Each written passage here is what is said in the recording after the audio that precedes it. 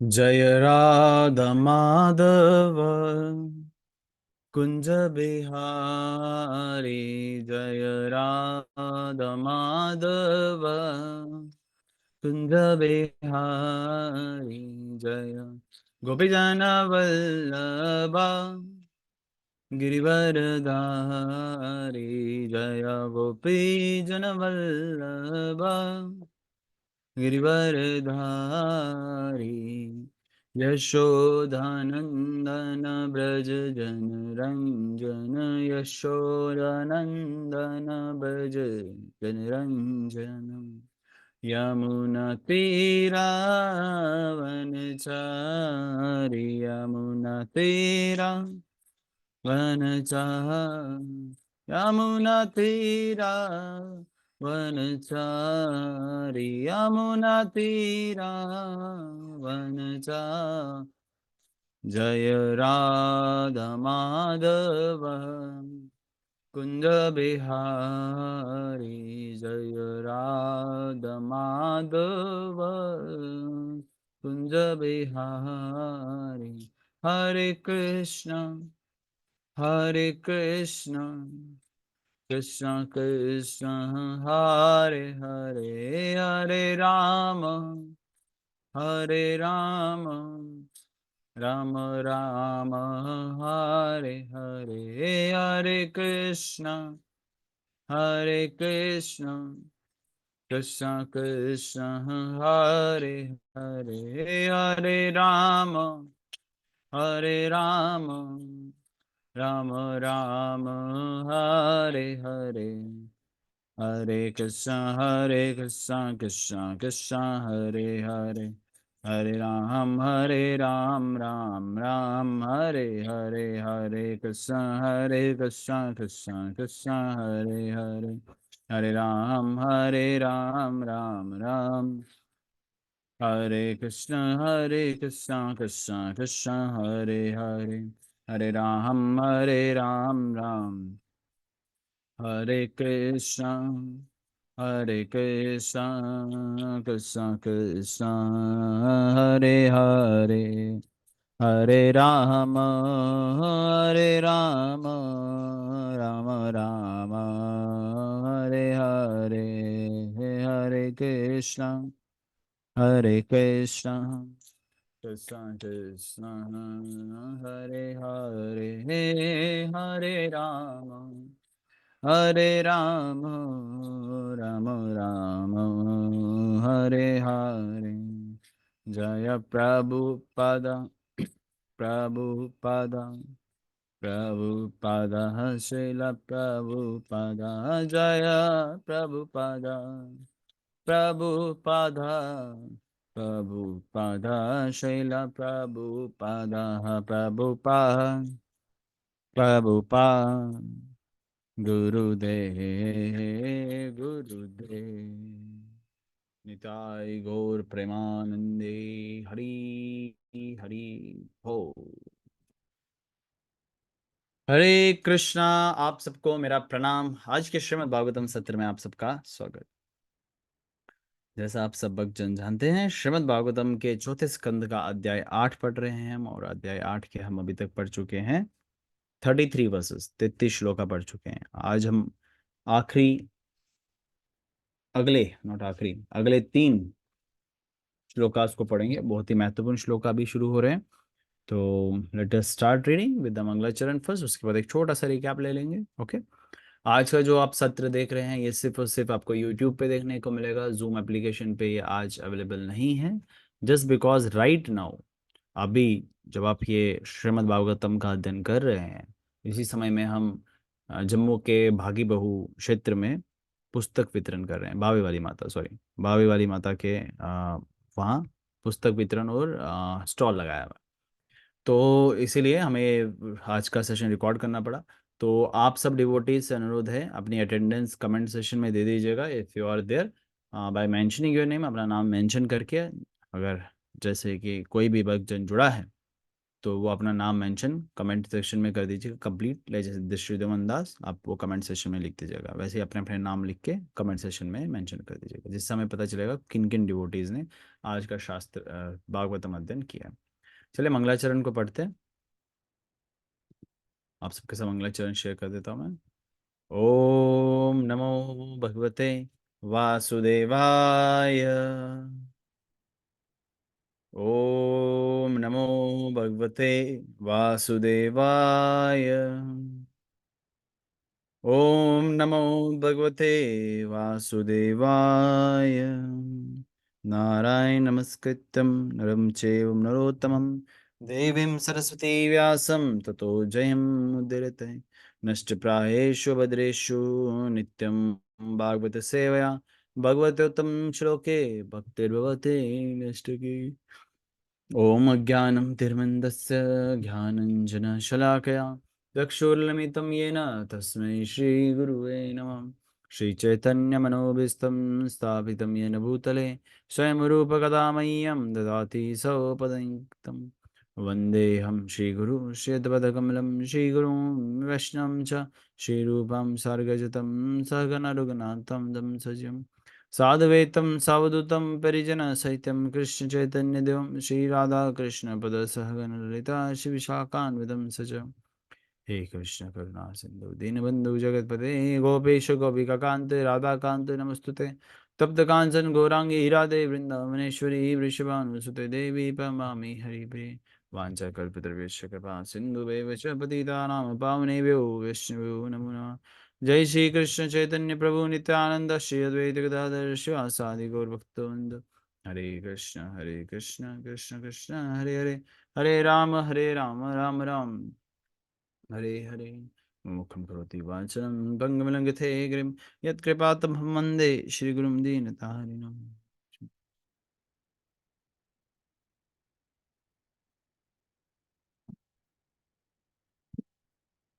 Hare Krishna to you all in once again in today Srimad Bhagavatam session. प्रारंभ करने से पहले एक रिकैप ले लेते हैं, और रिकैप करने से पहले आप सबसे अनुरोध है कि अपना नाम मेंशन कर दीजिएगा कमेंट सेक्शन में। आज का सत्र सिर्फ और सिर्फ यूट्यूब पे होगा, जूम एप्लीकेशन पे नहीं। तो अभी तक आपने देखा उत्तानपाद की दो पत्नियां सुरुचि और सुनीति, और सुनीति के जो पुत्र हुए वो ध्रुव महाराज हुए, और सुरुचि के जो पुत्र हुए वो उत्तम हुए। लेकिन उत्तानपाद जो कि स्वयं मनु के पुत्र हैं, उत्तानपाद की जो धर्म पत्नी, धर्मपत्नी का नाम मुझे ध्यान में नहीं आ रहा है क्या बताया यहाँ पे। उत्तानपाद के जो धर्मपत्नी ऑफ कोर्स सुनीति एंड सुरुचि, स्वयंभु मनु की धर्मपत्नी शतरूपा, हाँ स्वयंभु मनु और शतरूपा के जो पुत्र हुए उत्तानपाद, उनकी जो धर्मपत्नी सुनीति एंड सुरुचि, सुनीति के पुत्र हुए ध्रुव और सुरुचि के हुए उत्तम। तो यहाँ पे क्या हो गया कि उत्तानपाद जो है सुरुचि की तरफ ज़्यादा इंक्लाइन थे, उनको ज़्यादा वो पसंद थी, इस वजह से उनको उत्तम के प्रति ज़्यादा प्रेम जता रहे थे वो। तो ये बात ध्रुव महाराज को अच्छी ना लगी, और उनको वो ज़्यादा बात अच्छी नहीं लगी जब सुरुचि ने ध्रुव महाराज को सही सही शब्दों से संबोधित नहीं किया। उन्होंने कहा कि अगर आप उत्तानपाद अपने पिता के गोद में बैठना चाहते हो तो तुम्हें मुझे मेरे गर्भ से जन्म लेना पड़ेगा, ना कि सुनीति के गर्भ से। तो ये बात ध्रुव महाराज को अच्छी नहीं लगी, सुनीति को भी अच्छी नहीं लगी, और उन्होंने बोला अगर तुम्हें ऐसा करना है तो तुम्हें भगवान को प्रसन्न करना है, सुरुचि ने कहा, सार्केस्टिकली कहा था। तो ये बात तो तुम्हारी भगवान ही मानेंगे, तो इसलिए मेरे गर्भ में आना है, इतना भाग्यशाली बनना है, तो जाओ भगवान से प्रार्थना करो। तो ध्रुव महाराज जी को ये बात अच्छी नहीं लगी, और उनकी मदर सुनीति ने कहा, तुम्हारी स्टेप मदर ने, सुतेली मान ने जो भी कहा लेकिन सत्य ही कहा, कि तुम्हें तो भगवान की शरण में जाना चाहिए, भगवान ही सब समस्या का हल करेंगे। तो वह तपस्या में लग जाते हैं, और इतनी देर में इंद्र, माफ कीजिएगा नारद मुनि जो हैं आते हैं, और नारद मुनि एक काइंड ऑफ टेस्ट लेने के लिए ध्रुव महाराज से कहते हैं तुम तो एक छोटा सा बालक हो, तुम्हें ये सब करने की आवश्यकता नहीं है, तुम्हें तपस्या से ज़्यादा खेलकूद में ध्यान देना चाहिए। और ये जो हुआ ये तो एक संसार का एक बनावट ही ऐसी है जहाँ ये ईर्ष्या सब चलता रहता है। So you need not to worry about that part. तो आप आओ, जो जीवन में है उसे सेटिस्फाई रहो। हालांकि ये मैसेज सही था, जो जीवन में है उसे सेटिस्फाई रहो, ये मैं आपको एक निर्देश दे रहा हूँ, नारद मुनि ने कहा। लेकिन ध्रुव महाराज इस चीज़ को एक्सेप्ट नहीं कर पाएंगे, because he is in the Kshatriya mode. वो क्षत्रिय के उस मूड में है। तो अभी नारद मुनि कंटिन्यू कर रहे हैं कन्वर्सेशन, तो हम कन्वर्सेशन पे ध्यान देंगे। अभी नारद मुनि के इस श्लोक पे क्या बात कर रहे थे वो, चलिए पढ़ते हैं। मैं आप सबसे स्क्रीन शेयर कर देता हूँ, और आई गेस स्क्रीन शेयर हो गई है। मेरे पीछे आपने दोहराने का प्रयास करना है। तो बस मैंने आप सबके साथ स्क्रीन शेयर कर दिया। Just read verse number 34. Yes, it is being shared. Just give me a second.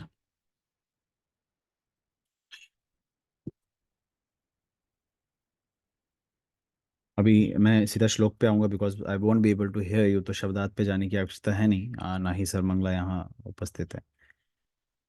गुना आदिकात मुदम लिप्सत, अनुक्रोशम गुना आदमत, मैत्रम समानत अन्विचित, ना तपे अभिभूयते। Translation and purport by his divine grace. A C भक्ति वेदांत दंडी गोस्वामी जगत गुरु श्रील प्रभुपाद की जय। ये नारद मुनि अभी बता रहे हैं, ये नारद मुनि का एक कन्वर्सेशन था। नारद मुनि ने पीछे वर्स में बताया, one should try to keep himself satisfied in any condition of life. Condition चाहे सुख हो दुख हो, उसे अपने कर्मों का फल जान के हमें संतुष्ट रहना चाहिए जीवन में। जब तक संतुष्ट नहीं रहेंगे तब तक कुछ सेटिस्फेक्शन नहीं मिलने वाली। देखिए आगे, प्रत्येक मनुष्य को इस प्रकार व्यवहार करना चाहिए। यदि वह अपने से अधिक योग्य व्यक्ति से मिले तो उसे अत्यधिक हर्षित होना चाहिए। बहुत इंपॉर्टेंट है, सुनिएगा। यदि वह अपने से अधिक योग्य व्यक्ति से मिले उसे अत्यधिक हर्षित होना चाहिए। यदि अपने से कम योग्य व्यक्ति से मिले तो उससे प्रतिसद्य होना चाहिए। और यदि अपने समान योग्य वालों से मिले तो उससे मित्रता करनी चाहिए। इस प्रकार मनुष्य को इस भौतिक संसार के त्रिविध ताप कभी भी प्रभावित नहीं कर पाएंगे। सामान्यतः अपने से अधिक योग्य व्यक्ति को पाकर हम उससे ईर्ष्या करने लगते हैं। अपने से कम योग्य व्यक्ति से मिलने पर हम उसका उपहास करते हैं, और समान व्यक्ति को पाकर हम अपने कार्यों के प्रति गर्वित हो उठते हैं। ये ही सब भौतिक कष्टों के कारण है। इसलिए नारद मुनि ने उपदेश दिया, भक्त को संयत भाव से आचरण करना चाहिए। अपने से अधिक योग्य व्यक्ति से द्वेष करने की अपेक्षा उसका प्रसन्नतापूर्वक स्वागत करना चाहिए। कम यो कम योग्य व्यक्ति को पीड़ा पहुंचाने के बजाय उस पर दयामय होना चाहिए, जिससे वह उचित स्तर तक उठ सके। और जब समान गुण वाले व्यक्ति से भेंट हो तो उसके समक्ष अपने कार्यकलापों के प्रति गर्व प्रकट ना करके उसके साथ मित्रता जैसा व्यवहार करना चाहिए।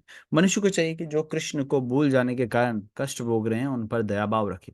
इन प्रमुख कार्यों से मनुष्य इसी इसी जगत में सुखी बन सकता है। Actually Prabhupada is letting us know कि आजकल के समय में प्रॉब्लम का एक बहुत बड़ा रीजन क्या है। ये नहीं कि मेरे पास कुछ नहीं है, रीजन ये है कि जो मेरे साथ है, मेरे पड़ोस में रहने वाला है, उसके पास बहुत कुछ है। वो देख के हम कंपटीशन करने लग जाते हैं। एंड यू कैन जस्ट, आप ये थोड़ा सा खुद से फिगर आउट कर सकते हो समाज को देख के कि ऐसा ही होता है। ज्यादा से ज्यादा लोग इसलिए कोई भी कार्य करते हैं या कोई भी चीज खरीदते हैं या कोई भी चीज पाने की इच्छा रखते हैं, बिकॉज इसलिए नहीं कि उनको खुद चाहिए, इसलिए कि उनकी दूसरे के पास है, मुझे भी चाहिए, संसार में देखा देखी के कारण। तो श्री पापा यहाँ बता रहे हैं हम खुद के जीवन को इफेक्ट ना करे, तो इसलिए हमें तीन चीजों का बहुत विशेषकर ध्यान रखना है यहाँ पे। क्या ध्यान रखना है? कि अगर हमसे कोई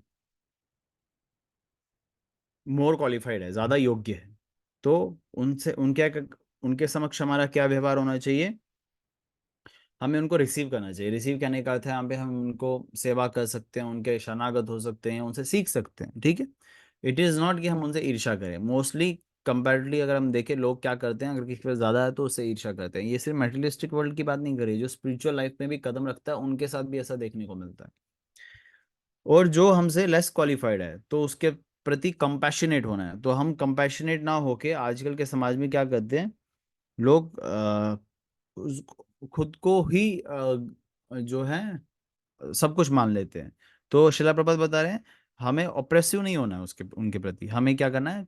कंपैशनेट होना है, उनको सिखाना है, उनको साथ साथ चलाना है, उनको वो सब प्रदान करना है जो भगवान की कृपा से आपको मिला है। ठीक है, चाहे वो किसी भी चीज़ का कोई मतलब, अगर हम देखें ऐश्वर्य ही क्यों ना हो या किसी प्रकार की गुण क्यों ना हो। अब ऐश्वर्य तो आप किसी लिमिट्स में तक ही आप किसी को शेयर कर सकते हैं, बेंड किसी को अर्पित कर सकते हैं। लेकिन अगर आप में कोई गुण है या आप में कोई कला है, या आप में किसी भी तरीके की काबिलियत है, उस पर आपको गर्वित नहीं होना, क्योंकि वो तो भगवान ने दिया आपको। लेकिन भगवान को ही केंद्र में रख के हमें वो प्रदान करना चाहिए दूसरे को, अगर वो रिसीव करना चाहे तो। ठीक है।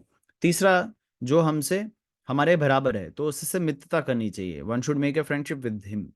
और हर जो भी है, मतलब माताएं आपस में दोस्ती यारी, और जो प्रभु जीज हैं, मेल्स हैं, वो भी दोस्ती यारी। ठीक है। मटेरियल वर्ल्ड हो या स्पिरिचुअल वर्ल्ड में ही आप अपने कदम क्यों ना बढ़ा रहे हो, तो अदरवाइज वो क्या करते हैं लोग लोग उससे मैं बेहतर करूं, इस कंपटीशन में रहने इसी वजह से वो जो है पीछे रह जाते हैं। तो ऐसा नहीं करना है। तो अगर हम ऐसा करते हैं तो यहाँ बताया जा रहा है, we can come out of the, we will not affected by the three fold miseries, यानी कि तीन जो कष्ट हैं, तीन प्रकार के, वो हमें नहीं मिलने वाले। ठीक है। Now let us read another verse.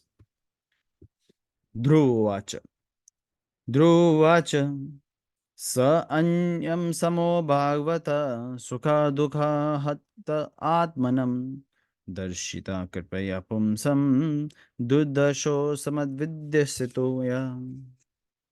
ध्रुव महाराज ने कहा, हे नारद जी, अपने आपने मन की शांति प्राप्त करने के लिए कृपा पूर्वक जो भी कहा, वह ऐसे पुरुष के लिए निश्चय ही अत्यंत शिक्षाप्रद है, जिसका हृदय सुख तथा दुख की बौद्धिक परिस्थिति में से चलायमान है।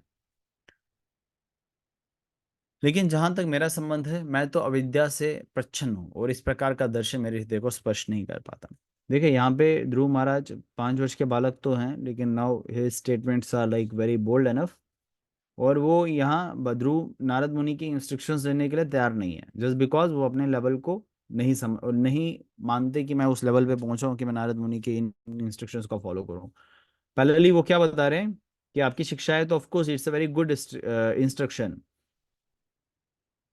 लेकिन जो इग्नोरेंस में है, वो अपने लिए बोल रहे हैं, जो अविद्या में है, वो ऐसे चीजों को नहीं समझ पाएंगे। तात्पर्य, मनुष्य की अनेक श्रेणियां हैं। एक श्रेणी अकामी कहलाई जाती है। वह उन मनुष्यों की है जिनके कोई भौतिक आकांक्षा नहीं रहती। आकांक्षा चाहे भौतिक हो या दिव्य, वह तो रहती ही है। भौतिक आकांक्षा का उदय तब होता है जब अपनी ही इंद्रियों को तुष्ट करना चाहते हैं। जो व्यक्ति भगवान को प्रसन्न करने के लिए किसी वस्तु की भी बलि करने को उद्यत रहता है, तो उसकी आकांक्षा दिव्य है। ध्रुव ने नारद मुनि द्वारा दिए उपदेश को ग्रहण नहीं किया, देखा, क्योंकि उन्होंने अपने को ऐसी शिक्षा लेने के लिए सर्वथा अयोग्य समझा, और समझा जो भौतिक आकांक्षाओं का दमन करती हो। किंतु ये तथ्य नहीं है कि भौतिक आकांक्षा रखने वाले को भगवान की पूजा करना मना है। ध्रुव के जीवन से ये एक अनिवार्य शिक्षा प्राप्त होती है। उन्होंने स्पष्ट रूप से स्वीकार किया कि उनके हृदय में भौतिक आकांक्षा है। वे अपनी विमाता के कटु वचनों से अत्यंत प्रभावित है, जबकि आध्यात्मिक रूप से आगे बढ़े हुए लोग किसी की निंदा या स्तुति की परवाह नहीं करते।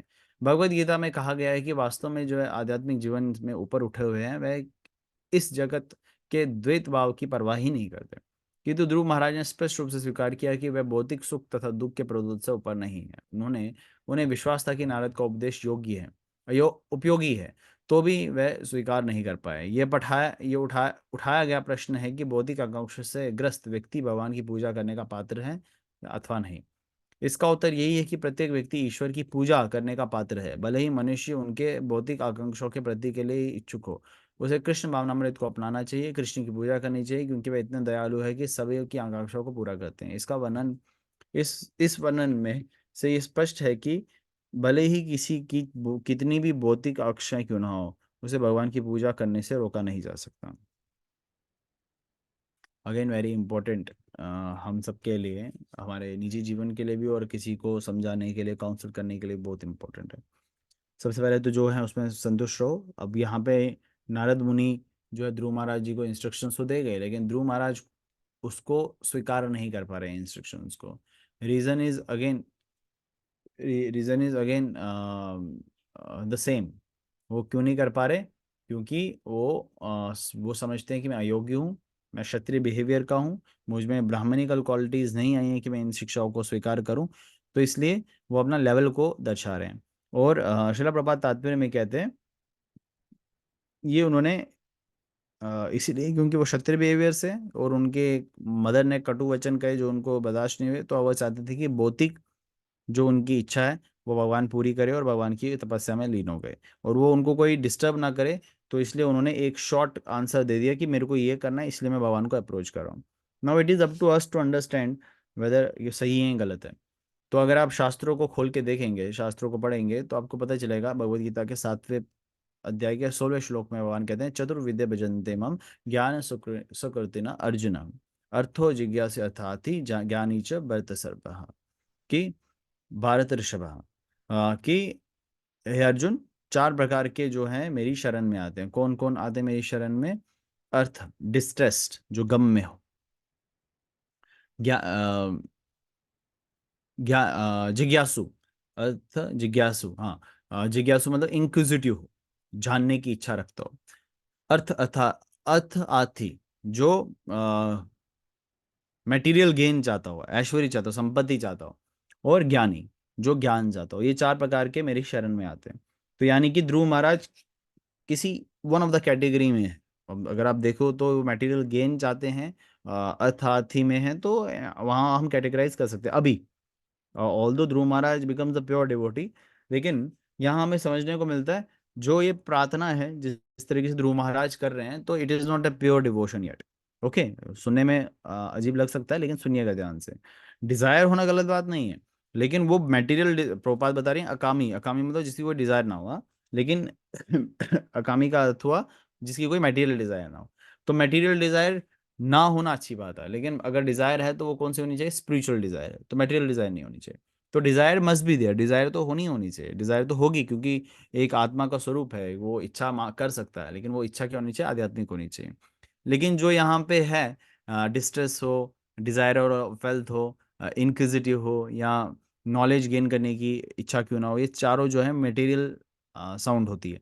तो इसलिए ये प्योर नहीं है। तो इसलिए जिस प्रकार से ये प्रार्थनाएं हमें देखने को मिलती है, ये प्योर नहीं है, तो यानी कि जो ऐसी प्रार्थनाएं सामने रखता है वो प्योर डिवोटी नहीं है।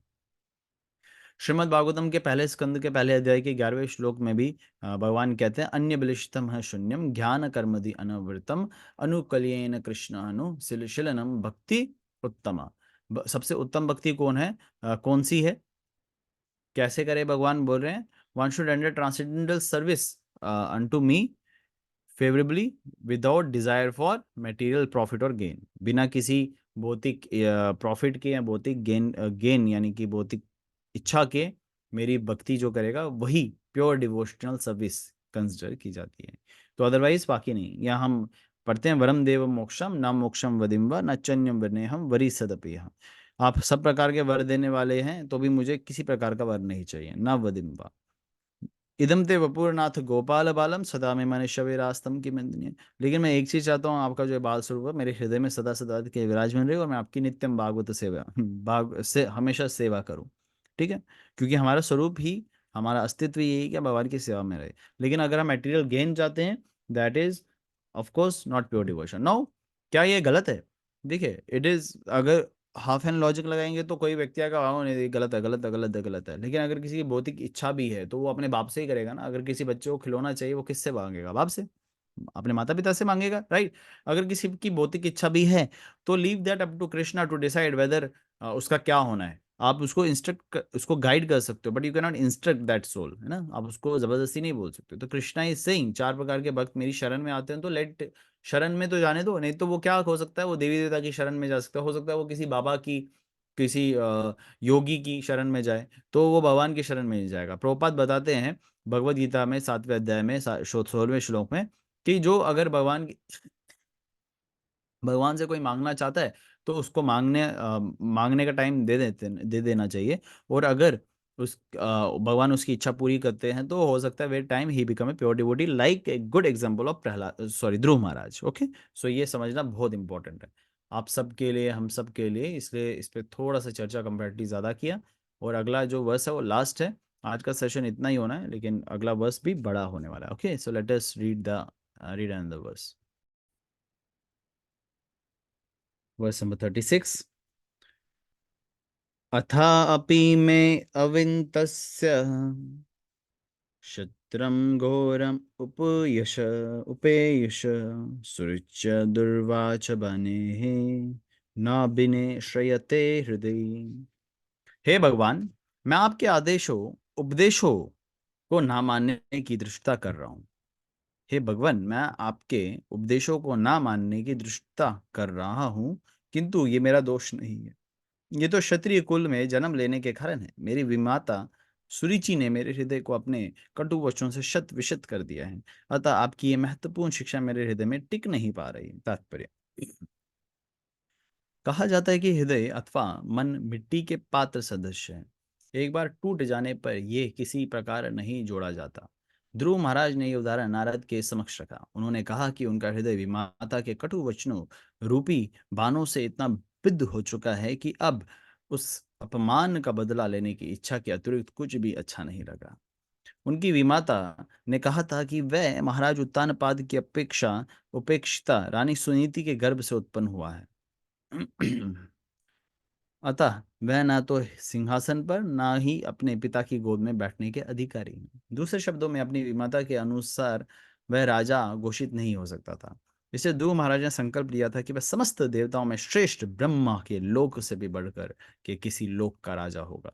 ध्रुव महाराज ने अप्रत्यक्ष रूप के नारद मुनि को बता दिया कि चार प्रकार की मानवीय वृत्ति होती है: ब्राह्मण की, क्षत्रिय की, वैश्य की तथा शूद्र की। एक जाति की वृत्ति दूसरी एक जाति की वृत्ति दूसरी पर लागू नहीं होती। नारद मुनि ने किसी आध्यात्मिक वृत्ति का प्रतिपादन किया था, वह ब्राह्मण वृत्ति के अनुकूल भले रही हो, किंतु क्षत्रिय वृत्ति के अनुकूल ना थी। ध्रुव ने स्पष्ट रूप से स्वीकार किया था कि उसमें ब्राह्मण जैसे विनयशीलता नहीं है, अतः वह नारद मुनि के विचार दर्शन को स्वीकार नहीं कर सकते थे। ध्रुव महाराज के कथन से सूचित होता है कि जब तक बालक को उसकी प्रवृत्ति के अनुसार शिक्षित नहीं किया जाए, तब तक वह अपनी विशेष वृत्ति को विकसित नहीं कर सकता। ये तो गुरु या शिष्य का कर्तव्य है कि बालक विशेष को मनोवैज्ञानिक गतिविधि की निरीक्षण करें और उसे उसे किसी विशेष व्यवसाय में प्रवृत्त करें। ध्रुव महाराज को पहले से क्षत्रिय प्रवृत्ति की शिक्षा मिली थी, अतः वह ब्राह्मण प्रवृत्ति को स्वीकार करने के लिए तैयार ना था। अमेरिका में ब्राह्मणों तथा क्षत्रियों के स्वभावों में अनुकूलता ना होने के कारण व्यवहारिक कठिनाइयां उत्पन्न हो रही हैं। जिन अमेरिकी बालकों को शूद्रों के समान प्रशिक्षित किया गया है, वह युद्ध भूमि में लड़ने के लिए सर्वथा योग्य हैं। अतः जब उन्हें सेना में सम्मिलित होने के लिए कहा जाता है तो वह इनकार कर देते हैं। क्योंकि उनमें क्षत्रिय वृत्ति नहीं रह जाती। समाज में इसमें महान असंतोष है। यदि उन बालकों को में क्षत्रिय वृत्ति नहीं है, तो इसका अर्थ यह भी नहीं कि वे ब्राह्मण गुणों में परीक्षित हैं। उन्हें तो शुद्ध रूप में परीक्षित किया गया है, अतः वे आक्रोश के कारण हिप्पी बन रहे हैं। किंतु वे जैसे ही अमेरिका में चलाए जा रहे हैं, कृष्ण भावनामृत आंदोलन में प्रवेश करते हैं और उन्हें ब्राह्मण गुण अर्जित करने की शिक्षा दी जाती है। यदि भी वे शुद्र की निम्नतम अवस्था को प्राप्त रहते हैं। दूसरे शब्दों में, चूंकि कृष्ण भावनामृत आंदोलन के द्वार सबों के लिए खुले हैं, अतः लोग सामान्यतः ब्राह्मण गुणों को प्राप्त कर सकते हैं। आज के समय की ये बड़ी आवश्यकता है, क्योंकि ब्राह्मण या क्षत्रिय बहुत ही कम, केवल कुछ वैश्य और अधिकांश शूद्र हैं। समाज का ब्राह्मण, क्षत्रिय, वैश्य तथा शूद्र में वर्गीकरण अत्यंत वैज्ञानिक है। मानवीय समाज रूपी शरीर में ब्राह्मण सिर है, क्षत्रिय बाहु है, वैश्य उदर हैं और शूद्र पांव है। इस समय शरीर में पांव तथा उदर रह गए हैं, बाहु या सिर नहीं है, अतः सारा समाज अस्त व्यस्त हो गया है। पतित मानव समाज को आत्मा चेतना के स्तर तक उठाने के लिए ब्राह्मण गुणों की पुनः स्थापना की आवश्यकता है। Very most important to understand and to run the country, the society और एनी ऑर्गेनाइजेशन, वो चाहे स्पिरिचुअली इंक्लाइंड हो या मेटेरियली इंक्लाइंड हो। वर्ण का यहाँ पे वर्णन हुआ है और वर्ण को फॉलो करना बहुत अनिवार्य है, अदरवाइज सब, शिला प्रभात बताते हैं, उथल पुथल हो जाएगा। और हुआ भी यही है। सब वर्ण के अनुसार नहीं चल रहे हैं, तो इसलिए सिस्टमेटिकली सब कुछ नहीं देखने को मिलता है। शिला प्रभात यहाँ तात्पर्य में भी समझा रहे हैं, जो आप हम देख रहे हैं कि ध्रुव महाराज ने नारद मुनि को साफ शब्दों में कहा, मैं इसको स्वीकार नहीं कर पा रहा हूँ क्योंकि मेरे में क्षत्रिय गुण ज्यादा है। तो इसलिए मैं ऐसे जो इम्पोर्टेंट लर्न फिलोसफिकल पॉइंट्स हैं उनको नहीं कैच कर पा रहा हूँ, तो क्योंकि मेरा वो स्वभाव नहीं है। तात्पर्य में श्रील प्रभुपाद बताते हैं, स्वभाव के अनुसार हमें किसी को ट्रेन करना चाहिए और उसको वो ड्यूटी इम्पार्ट करनी चाहिए। तो अदरवाइज हमें देखने को मिलता है क्या करते हैं आजकल लोग, अधिकांश लोग क्या हैं, शूद्र क्वालिटी के हैं, किसी को ट्रेन नहीं किया गया how to become a good Brahmin Kshatriya. तो इस वजह से क्या होता है कि वो दूसरे कार्यों में अपनी निपुणता नहीं दिखा पाते हैं, ठीक है, अपनी परफेक्शन नहीं दिखा पाते हैं। तो जैसा यहाँ श्रील प्रभुपाद बता रहे हैं, यहाँ हमें देखने को मिलता है वर्ल्ड वार में बहुत सारों को फोर्स रिक्रूटमेंट, जो जब वर्ल्ड वार चल रही थी तो आर्मी में भर्ती करने के लिए जबरदस्ती नौजवानों को सिपाही बनाया जा रहा था। हालांकि वो इनकार कर रहे थे कि नहीं हमें नहीं बनना, वो हम नहीं कर सकते, लेकिन फिर भी उनको एक कंपल्शन कर दिया गया कि नहीं आपको जो है एक आर्मी वाला बनना पड़ेगा। तो इस वो क्या कर पा रहे थे, वो भाग रहे थे, वो इतनी परफेक्शन के साथ नहीं लड़ पा रहे थे क्योंकि शूद्र को क्षत्रिय बना दिया। तो उसी प्रकार से कोई भी ब्राह्मण नहीं बन सकता जब तक उसको ट्रेंड नहीं है, जब तक वो उसका स्वभाव नहीं है, जब तक वो उस पर प्रयास नहीं कर रहा, क्योंकि तब तक हम कोई भी, जैसे अगर हम ब्राह्मण की विशेषकर बात करें, क्षत्रिय की विशेषकर बात करें, नियमों का पालन करना बहुत अनिवार्य है। हालांकि शूद्र को भी करना है, वैश्य को भी करना है, लेकिन कंपेरेटिवली ब्राह्मण वर्ग को ज्यादा करना है। लेकिन अगर कोई नियमों पालन ना करे और वो फिर भी अपने आपको ब्राह्मण बताए, तो ब्राह्मण नहीं है, वो शूद्र ही है। सिंपल लॉजिकल है, कुछ ज्यादा डीप नहीं है ऐसा कुछ जो इसमें समझना है। तो इसलिए श्री प्रभुपाद बता रहे हैं कि हमें सबको ट्रेन करना पड़ेगा। तो अदरवाइज जब तक वो ट्रेन नहीं होंगे तब तक वो सब शूद्र ही कहलाए जाएंगे। और अभी इस संसार में अगर आप देखेंगे तो मेजोरिटी लोग क्या हैं, शूद्र की क्वालिटीज से हैं। और कुछ वैश्य भी हो सकते हैं, बिजनेस क्लास भी हो सकते हैं, लेकिन जो ब्राह्मण, जो मुख कहलाया जाता, सर कहलाया जाता है, जो क्षत्रिय बाजू ही कहलाई जाती है, वो तो है ही नहीं, प्रॉपर प्योर वे में नहीं है। जब ब्राह्मण ही नहीं होगा तो शरीर कैसे चलेगा, ठीक है ना। तो उसी प्रकार से हमें ये बहुत इंपॉर्टेंटली समझना है। यहाँ बताया गया है, ब्राह्मण जो है सर के समान है, क्षत्रिय जो है आर्म्स के समान है, वैश्य जो है उधर बैली के समान है, और शूद्र जो है टांगों के समान है। तो लेकिन इन पूरे शरीर में आप देखें तो ब्राह्मण वर्ग सर जो है बहुत इंपॉर्टेंट है। मुंडी नहीं होगी तो शरीर कैसे चलेगा। तो अगर एक बाजू टूटी हुई हो, फ्रैक्चर्ड हो, पेट थोड़ा खराब हो, टांगे कटी हुई हो, तो भी कहीं ना कहीं पे रन कर सकता है, लेकिन ब्राह्मण वर्ग होना बहुत इंपॉर्टेंट है। इसलिए ये चीज हमें समझनी चाहिए कि हमें, जो कि बहुत मुश्किल सा साउंड होता है, वन आश्रम की स्थापना। वन आश्रम अगर पहले अगर आप देखें तो वो जब स्थापित था तो पूरा संसार जो है सुखी था, क्योंकि केंद्र भगवान श्री कृष्ण थे और नियम अनुसार ही सारे लोग अपनी क्रिया कर रहे थे।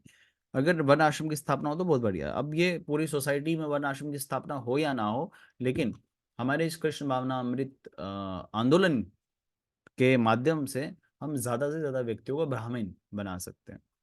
और अगर ब्राह्मण सब लोग, शूद्र भी ब्राह्मण बन जाए, जो शूद्र जैसे क्रियाएं करें, जैसे श्रील प्रभुपाद ने हिप्पीज को हैप्पी बनाया, वो शूद्र थे ना, वो उनकी क्वालिटीज ही शूद्र हो चुकी थी, ठीक है। तो वो हैप्पी बन गए, यानी कि ब्राह्मण बन गए, प्योर भक्त भगवान के बन गए, तो पूरा सोसाइटी अच्छे से रन हो सकता है। तो हमें कहीं ना कहीं पे ज्यादा से ज्यादा भक्त बनना है और दूसरों को भी बनाना है। ये प्रभुपाद की कृपा से संभव हो सकता है, क्योंकि चैतन्य महाप्रभु ने अभी कहा है कि कलयुग में अगले 10,000 वर्ष तक इस कृष्ण भावना अमृत आंदोलन का बहुत बड़ा स्कोप है। तो बहुत बड़ा स्कोप अगर हमारे पास है, तो हमारे हमारे पे कहीं ना कहीं पे उसका आनंद भी है, और उस आनंद के साथ हमारे पे वो रेस्पॉन्सिबिलिटीज भी। तो वो रेस्पॉन्सिबिलिटीज को पूरा करने का कर्तव्य हम सबको अपने कंधों पे उठाना है, तब जाके हमें सफलता प्राप्त होगी, अपने लिए भी और दूसरों के लिए भी। तो इसी के साथ आज के सत्र को हम यहाँ विराम देते हैं। तो ये जो रिकॉर्डिंग के द्वारा आप सबके समक्ष भागवतम का अध्ययन का जो ये प्रयास है, इसका सिर्फ और सिर्फ एक ही उद्देश्य है कि भागवत जो है हम एटलीस्ट रेगुलर बेसिस पे पढ़ने का पूरा पूरा प्रयास करें। कल जो प्रयास रहेगा कि भागवतम हम जो है जूम से एप्लीकेशन के माध्यम से अटेंड करें।